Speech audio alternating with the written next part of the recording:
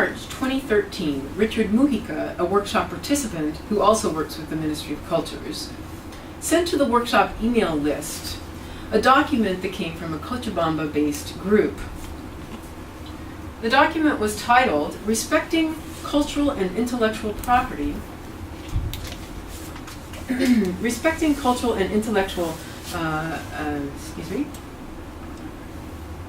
Respecting Cultural and Intellectual Property of Indigenous Peoples, the Commercial Exploitation and Abuse of Indigenous Music Based on Authors' Rights and Public Rights as Imposed by a Consumerist Model. It's a mouthful. So the title page of this particular document included a copyright with an X through the C, and you'll also see that in the center of it you have a pile of sikus or panpipes. It's not very clear, but this was one of the things on the document, all those panpipes in the middle. Jorge Ayala Niño de Guzman authored the piece under the group aegis of Proyecto Yawar Masikuna. The group's website claims that the project is completely self-financed and that it works through Aini, reciprocal exchange, and that they work, quote, without foreign aid, political machinations, foundations, and the rest of that trash. Now the document emerges from an urban-based group that interprets indigenous music, and they call themselves the urban band/community Satasinyani. Now we don't have time to give a full analysis of the document, but we would like to mention a few details that immediately caught our attention. First, the authors use the term indigenous heritage, although the perspective is decidedly Andean-centric. The national frame of Bolivia doesn't enter into their discussion. The document references WIPO, that's the World Intellectual Property Organization, and UNESCO to confirm a position about the inadequacies of intellectual property as protective regimes for indigenous peoples' cultures. The document also takes a strong stand on what they call public rights, which is translating here to what we might call public domain. They state that public rights are, quote, not applicable to the art of indigenous peoples, end quote. Now, while the document protests the property enclosures that musicians and composers might attempt as they draw from indigenous music that might be in the public domain, they don't respond by proposing that there be a kind of indigenous heritage enclosure or a Weberian iron cage of total heritage protection, which Michael Brown had warned us about. Instead, they close the document with a mix of language coming from Michael Lessig and other places, Lawrence Lessig and other places, about free cultures. So they write that music is, quote, free, communitarian, and universal, and that derivations should be, quote, free, three exclamation points, communitarian, and, free, three exclamation points, to copy, disseminate, and reuse, etc., close quote.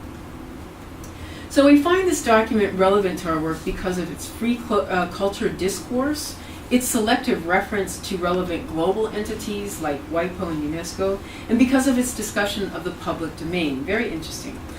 While we, as the workshop organizers, brought some of these issues to the workshop discussions, rarely did the participants themselves raise the topic of free culture discourse. And when they did, it was in relation to software. Outside of the organizing team, no one spoke explicitly about the public domain. We should mention that there is a very active Bolivian free culture group on Facebook. They have a significant presence online.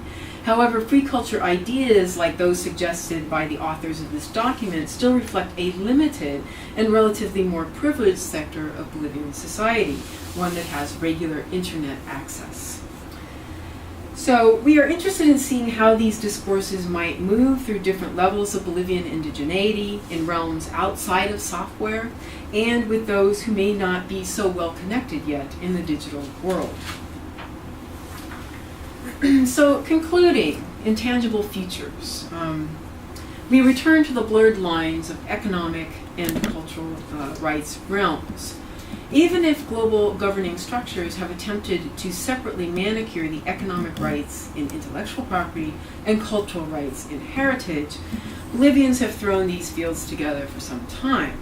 So let's look again at the messy contradictions out of these ethnographic examples. Within our limited description of the workshop, we may have given the impression of great consensus around the table. Far from it. Actually, the workshop reached very few points of consensus, but one of the points was this generalized concern about the present squabbles at all levels over patenting patrimony. Participants expressed great dismay at the social cost, the torn social relations, and that seemed to result from a fever to bring culture under property. Fights with neighboring communities over cradle status of a particular panpipe performance genre hardly seemed consistent with the struggle for cultural rights. They look instead a lot like a free-for-all grab. Declare that it's yours and do it first. Hurry up before they do it across the river. Indigenous people in Bolivia, most of whom still remain economically marginalized, pin unrealistic expectations on heritage futures. And the workshop participants were very aware of this and recognized these desperate motivations, as well as the conflicts that heritization has generated. Now, this document that calls for free indigenous heritage references an abstract Andean indigenous community, but not any actually existing ones. Now, we don't mean here to detract from the community that the urban musicians aim to shape through their indigenous modeled practices. They take a position against moving community cultural materials into property frameworks. While their statement calls for respect for communal forms of possessing and reusing indigenous materials, it does not bring up issues of indigenous rights, sovereignty, or economic marginalization. Their project cites indigenous models in somewhat romanticized ways, but their position remains more consistent with Lessig's free culture model. Would they have reached this view without the internet connections that in Bolivia still index a relative position of economic means? And finally, the conversation with the La Paz Departmental Council of Cultures strongly reflected the interests of mestizo folklore artists, according to whom Bolivia's indigeneity should be nationally branded. This position looks not all that different from the mid-20th century indigenismo, that is, the staging of indigenous things, as a main act of Bolivian cultural nationalism, and the treatment of these cultural realms through artistic sensibilities. We note some difference, however, primarily among them being this language of intellectual property. We're going to patent it like patrimony. And here we should also bring up that Carmen's discussion may have been influenced by her knowledge of Peru. Maybe traveling around, she had heard about Peru, sort of going through this branding process, which it recently went through in 2009. This is their new brand. You'll see it all over. Here we emphasize a melding of ethnicity Inc., via the Comras, with nationalism Inc., and the continued centrality of mestizos in this enterprise.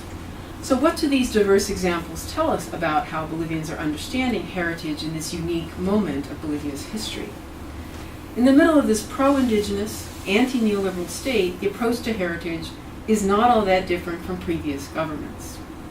And the flurry of laws in this area is quite consistent with neoliberalism's general effects as described in other contexts. That is, neoliberalism is usually described as a kind of retreating of the state that is accompanied by expanding legal realms. The Comras claim that ethnicity Inc. is so prevalent today because the identity economy brings together three elements in the neoliberal moment. First, the predominance of intellectual property and its equivalence with culture. Second, the displacement of politics by the law.